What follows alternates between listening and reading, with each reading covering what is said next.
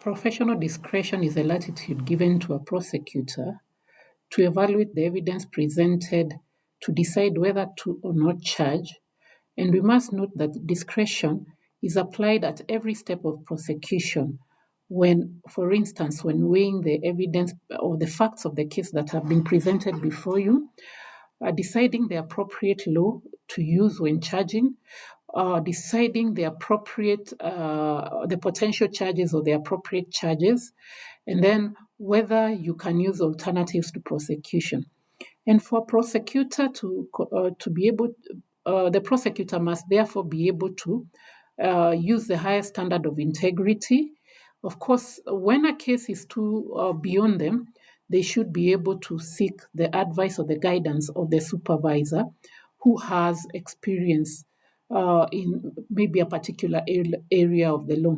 They must also take reasonable steps to enhance professional skills and knowledge and also keep abreast with the legal developments. Further, they must be impartial, consistent, and fair and independent when they are using their discretion to make a decision to or not charge.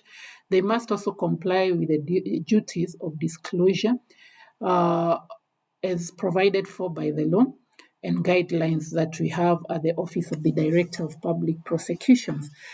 They also must be able to use confidentiality in where it's required by the law or except where it's required by the law. For instance, if you're dealing with a sexual offenses case or a murder case, you must be able to be confidential, because if some details leaked out, they would ordinarily be used for or against the victim or the survivor in the case of some cases.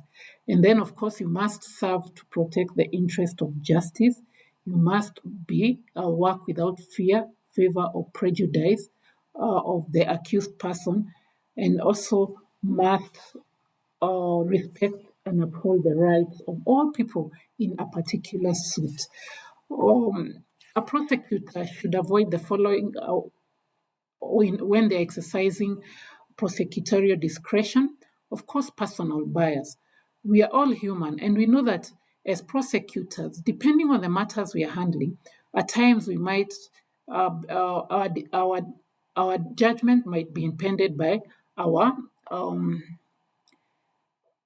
personal biases. For instance, if I am dealing with a murder case, I would be able to, at times I would let the opinion of people crowd my decision or use of discretion. Political pressure, some of these cases that we handle at the Office of the Director of Public Prosecution are political cases, and they're high voltage cases where they touch on the core or lives of people.